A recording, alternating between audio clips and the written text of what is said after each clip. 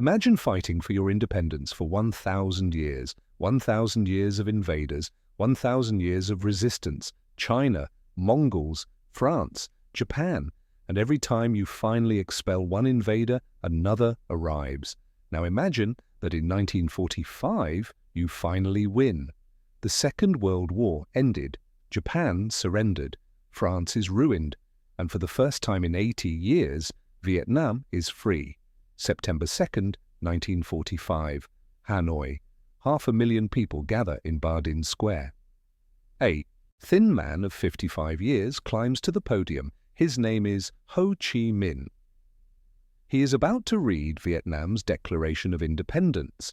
He begins with familiar words. Words borrowed from the American Declaration of Independence. All men are created equal. They are endowed by the Creator with certain inalienable rights. Among these are life, liberty, and the pursuit of happiness. The crowd explodes. Tears flow. This is real. 80 years of French colonialism ended. It's over.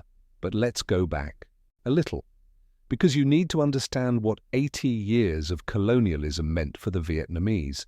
France took Vietnam in 1883, and it was not gentle colonization, it was brutal and systematic exploitation. The French forced Vietnamese farmers to cultivate rice, rubber, and opium for export, not to feed their own families for French profit. They imposed crushing taxes, tax on salt, tax on alcohol, tax on opium that they themselves forced the Vietnamese to buy.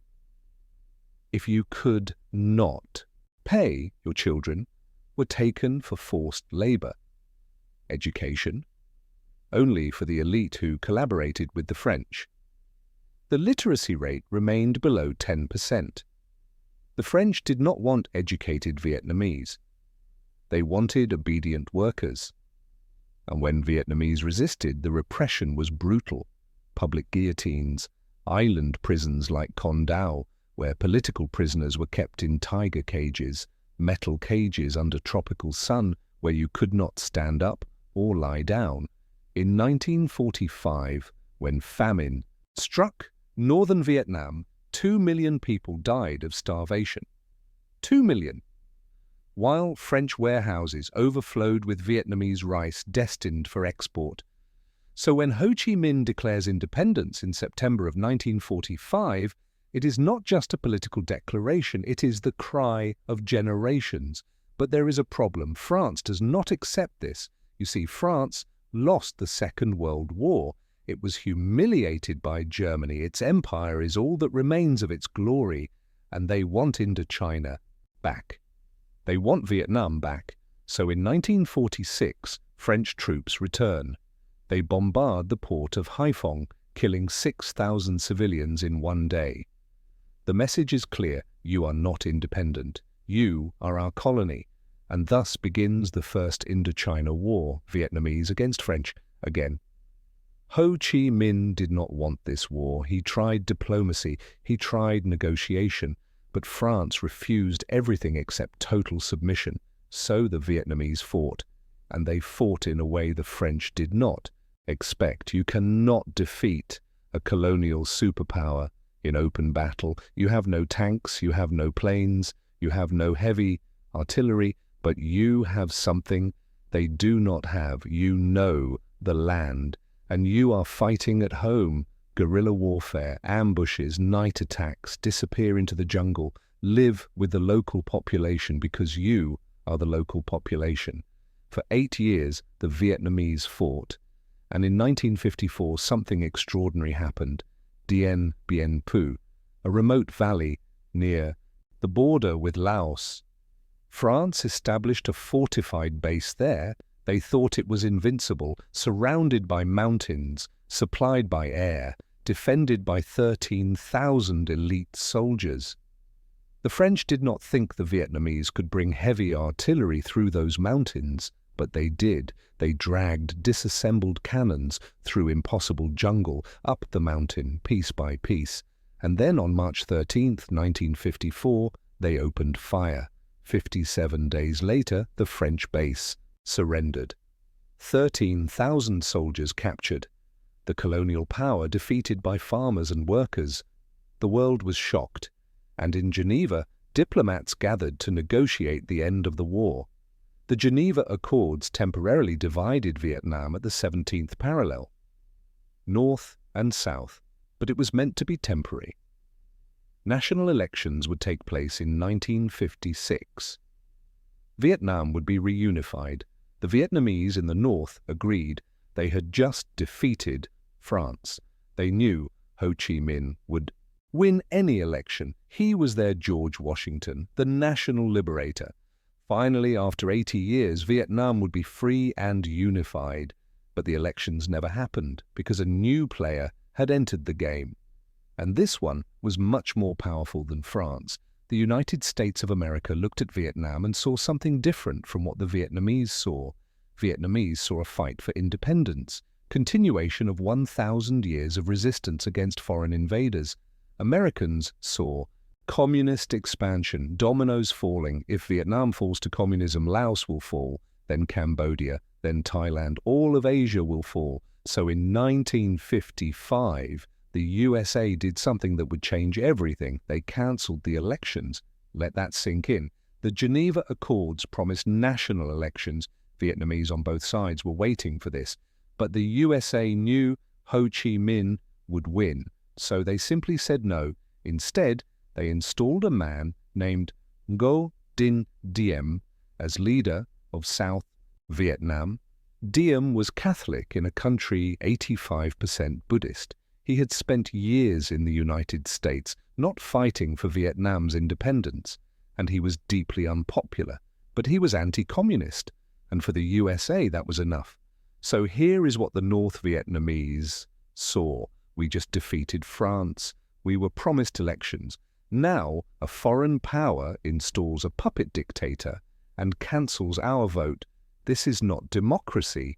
It is colonialism with a new face. Diem began to consolidate power. And it was not gentle. He arrested Buddhists. He closed pagodas. He favored the Catholic minority. He arrested tens of thousands of suspected communists. Many were just people who wanted the promised elections. In the South Vietnamese countryside, resentment grew. Farmers who fought against the French expected land reform. They expected justice. Instead, they got Diem returning lands to wealthy landowners.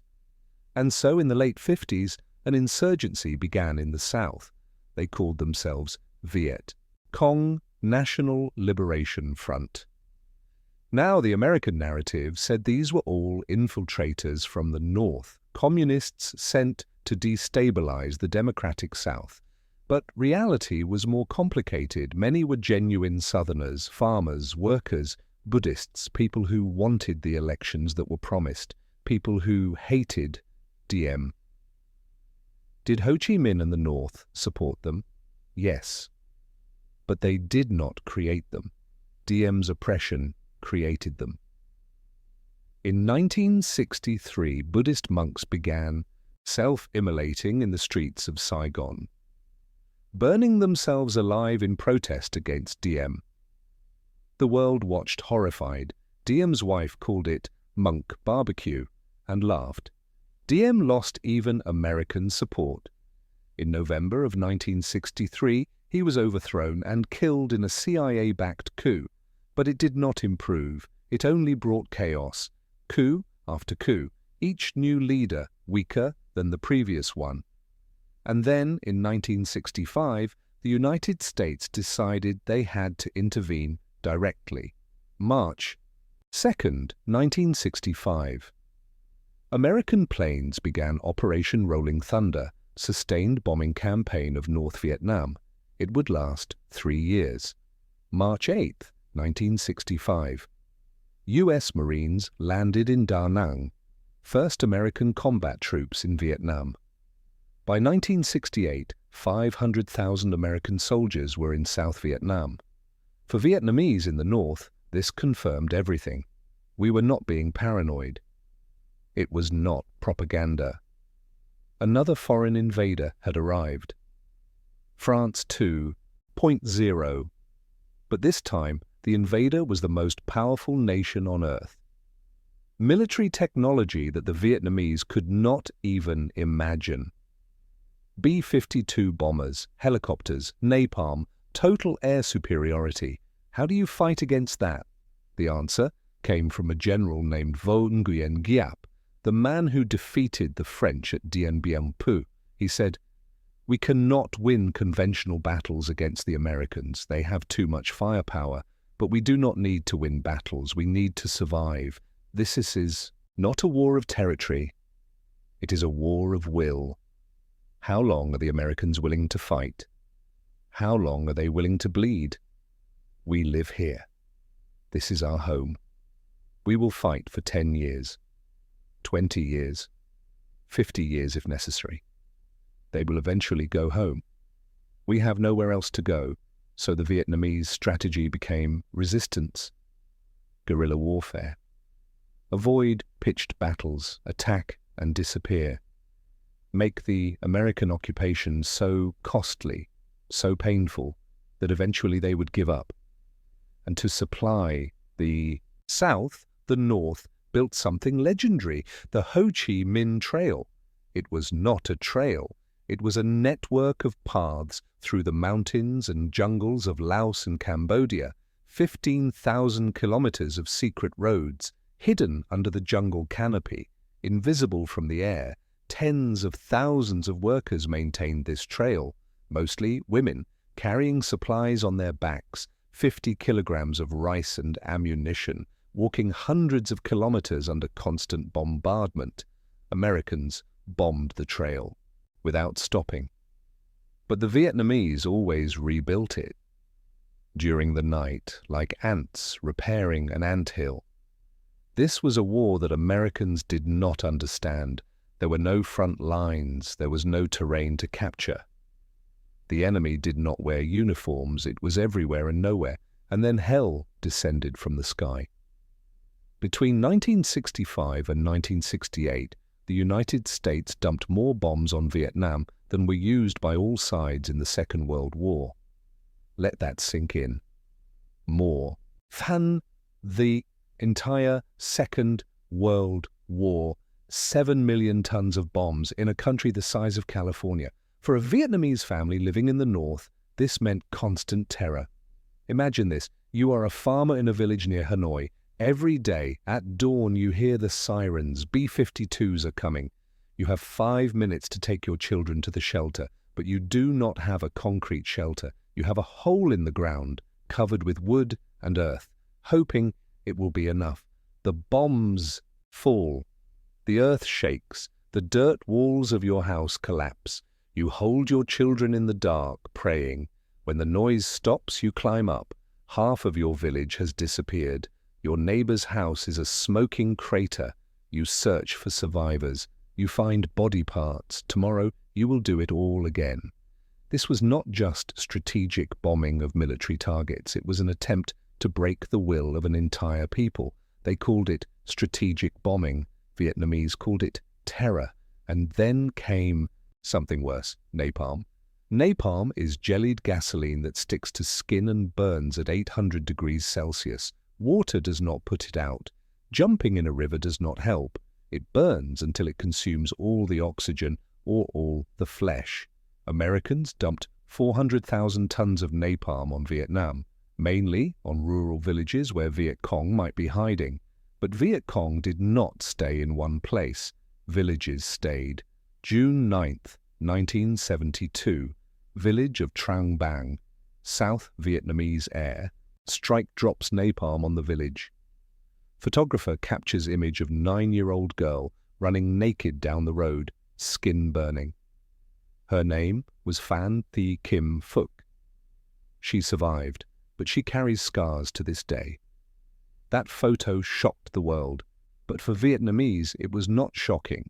It was Tuesday, and then came Agent Orange. Between 1961 and 1971, American military sprayed 20 million gallons of herbicides on South Vietnam, codename Operation Ranch Hand. The goal was to kill the jungle, remove cover where Viet Cong could hide, destroy crops that could feed insurgents. Agent Orange was a mixture of herbicides containing dioxin, one of the most toxic chemicals known to humanity. They said it was safe. They said it would not harm people, only plants. They lied. Dioxin causes cancer. It causes birth defects. It contaminates soil for decades. It enters the food chain and stays there.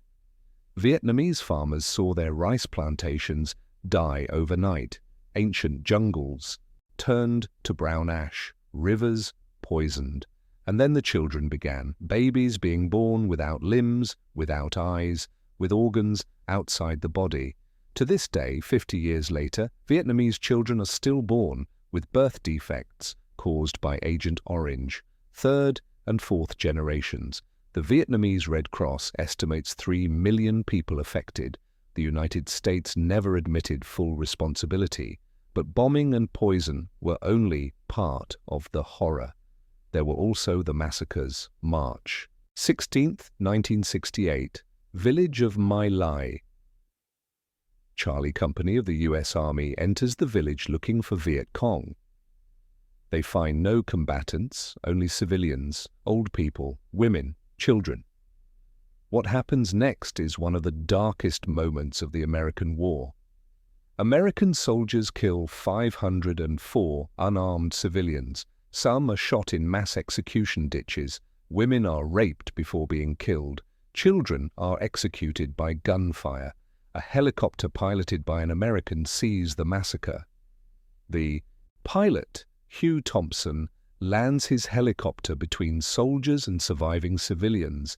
He points his weapons at his own countrymen and says, "Stop, or I will shoot you." He saves about a dozen civilians. American military tried to cover up My Lai. It worked for a year. Then a soldier named Ron Riddenhauer wrote letters to 30 members of Congress. Investigative journalist Seymour Hersh exposed the story.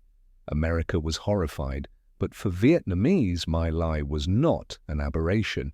It was an example of what was happening in villages throughout the country, free fire zones. That is what American military called certain areas, entire regions designated enemy territory. Everything that moves is a legitimate target. Imagine being a farmer in a free fire zone. You cannot leave, you cannot flee. This is your land, your home. Your ancestors are buried here, but now any helicopter can shoot at you. Any patrol can burn your village because you live in the wrong place. So people went underground. Chi tunnels. Network of 250 kilometers of underground tunnels near Saigon. Some families lived down there for years. Underground kitchens. Underground hospitals. Underground classrooms. Babies being born in tunnels because it was too dangerous to be on the surface. Tunnels were narrow, 1 meter high in some places, stale air, total darkness, scorpions, snakes, diseases. But it was safer than the surface. Americans tried to clear the tunnels. They sent specially trained soldiers called tunnel rats, small men with flashlights and pistols crawling in the darkness. But Vietnamese knew every inch. They had traps, false doors, flooded passages. Most tunnel rats did not survive very long, so Americans pumped gas into the tunnels, smoke, Agent Orange. Eventually, they simply bombed entire areas until they collapsed. But people continued living down there, because where else would they go? And it was not just civilians suffering. North Vietnamese soldiers and Viet Cong faced an enemy with absolute technological superiority. No air cover, no medical evacuation, no heavy artillery. When you were wounded, your comrades carried you, sometimes for days through the jungle, to makeshift clinics with primitive surgical tools and no anesthesia. Mortality rate for seriously wounded was 70%. For Americans, it was less than 2%. But the Vietnamese kept fighting, women too, not just in support roles, in combat. Half of the soldiers on the Ho Chi Minh Trail were women. They carried anti-aircraft weapons on their backs to shoot down American planes. They fought in hand-to-hand battles. They were captured and tortured. One woman, Vo Thi Sao, was executed by firing squad at 19 years old for throwing a grenade at French soldiers. She became an icon, but she was not unique. There were thousands like her, and there was a deeper tragedy. Divided families, brother in the north fighting for communism, brother in the south fighting for the Republic, father supporting Ho Chi Minh, son serving in the South Vietnamese army. When the war ended, how would these families reconcile? How do you look into your brother's eyes after spending 10 years trying to kill him? By 1968, more than 1 million Vietnamese had died, mostly civilians, and Americans still insisted they were winning. So the North decided to prove they were wrong. January 30th, 1968, Tet, Vietnamese Lunar New Year, most sacred holiday of the year. Like Christmas and New Year combined. Traditionally, both sides declared a ceasefire during Tet. Time to return home. See family, honor ancestors. But in 1968, the North broke tradition. Simultaneously, in more than 100 cities and towns throughout South Vietnam, Viet Cong and North forces attacked. Massive coordinated offensive, largest military operation of the war. In Saigon, commandos attacked the American embassy. They invaded the grounds. They fought through the gardens. For 6 hours, the U.S. embassy was under direct attack. Throughout the country, cities that Americans thought were secure exploded in combat. Hue, the ancient imperial capital, was captured. It took 26 days of brutal fighting to retake it. Militarily, the Tet offensive was a tactical defeat for the North. They lost tens of thousands of soldiers. They failed to hold any major city. They were eventually repelled. American generals declared victory, but they lost. Something much more important, they lost the narrative. For months, American military had been telling the American people they were winning, that the enemy was weak, that victory was near. Now Americans turned on their TVs and saw their embassy under attack. They saw cities burning. They saw that after 3 years of intense combat and 50,000 dead American soldiers, the enemy could still launch a massive coordinated offensive. America's most trusted news anchor, Walter Cronkite, went to Vietnam. He returned and said on national TV, "It seems now more certain than ever that the only rational way out will be to negotiate." President Lyndon Johnson watched and said, "If I've lost Cronkite, I've lost Middle America." American public opinion turned. Protests exploded, not just radical students, mothers, veterans, ordinary people asking, "Why are we there?" And in Vietnam, something important had been proven. Americans were not invincible. But the war did not end. It continued 7 more years, 1969. Richard Nixon becomes president. He promises peace with honor and Vietnamization, transferring combat to South Vietnamese while reducing American troops. But secretly, he expands the war. He bombs Cambodia and Laos, neutral countries. He tries to destroy Viet Cong sanctuaries. American students protest. In May of 1970, at Kent State University, National Guard shoots at unarmed protesters. 4 students dead. America is tearing itself apart. From within, Vietnam has been bleeding for 25 years. Finally, in January of 1973, the Paris Peace Accords are signed. American troops withdraw. Prisoners of war are released. But the Vietnamese Civil War continues, North versus South, without Americans now. The South Vietnamese army fights alone for 2 years, but without American air support, without American logistics, they collapse. April 30th, 1975. North Vietnamese tanks crash through the gates of the Independence Palace in Saigon. The war is over. Iconic images, American helicopters evacuating people from the embassy rooftop, desperate South Vietnamese clinging to the skids trying to escape. Some falling to their death. For the North, it is liberation, reunification. After 30 years divided, Vietnam is one again. For the South, it is catastrophe. The government they supported collapsed. The system they knew disappeared. And now they had to live under a new regime.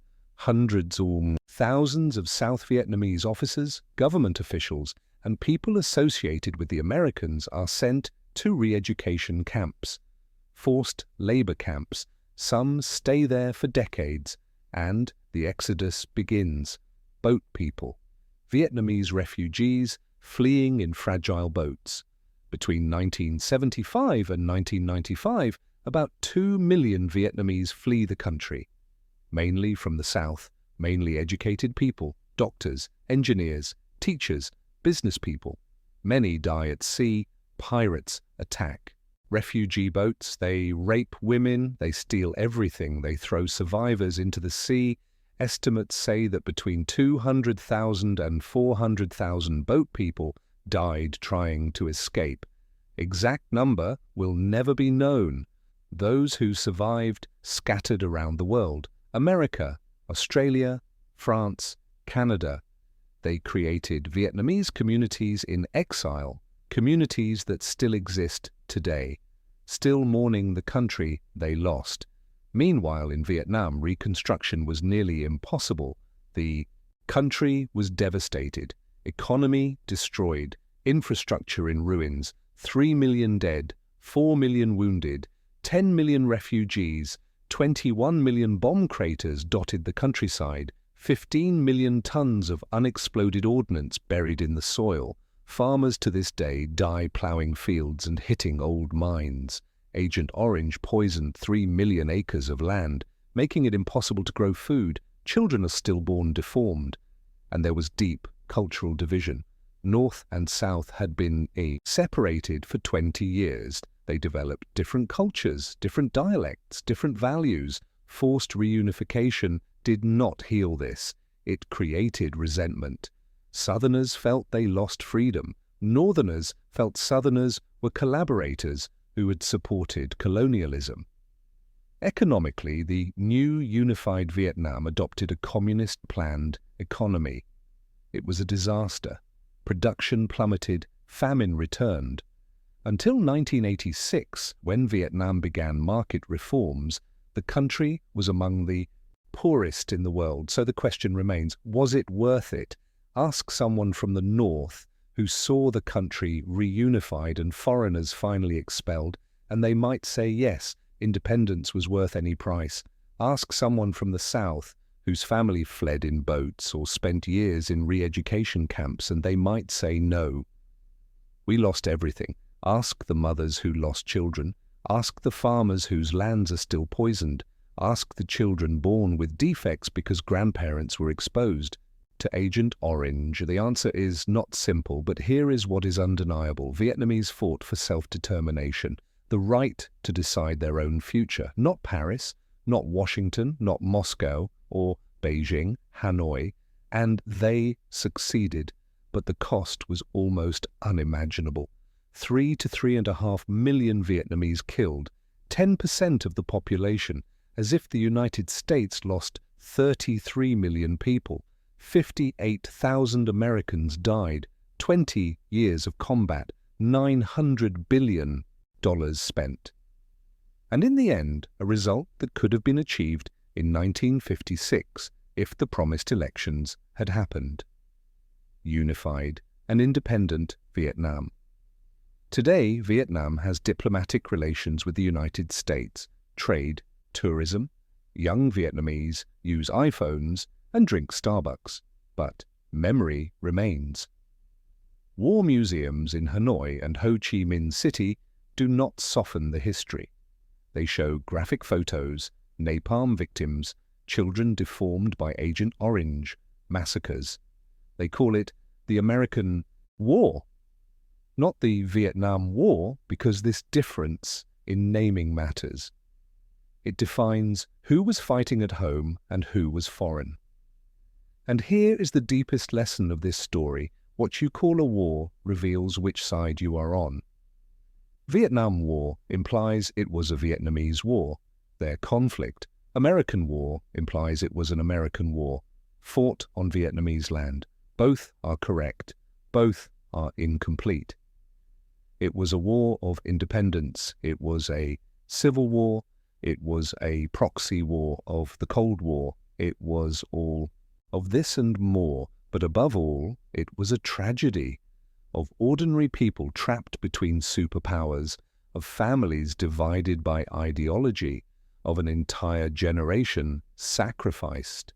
Vietnamese veterans from both sides are now old. Their children and grandchildren live in a country that does not know war, a country that is one of the fastest growing economies in Asia. But scars remain in the poisoned soil, in the deformed bodies, in the memories that do not fade, and in the lesson that the world should have learned but keeps forgetting. You cannot bomb people into submission when they are fighting at home. You cannot win a war when the local population sees you as an occupier. And you cannot impose a political system with military force against the will of the people. Vietnamese knew this for 1,000 years. China learned, France learned, America learned, but it cost 3 million Vietnamese lives to teach that lesson one more time. And Vietnam, it is still there, resisting, rebuilding, remembering. Because in the end, this is a story of survival, of people who refused to give up, who paid a terrible price for independence that could have been given peacefully. And when you visit Vietnam today and see a vibrant and prosperous country, remember, every building, every road, every smiling child built on the ashes of the longest war of the 20th century, one with blood that should never have been spilled.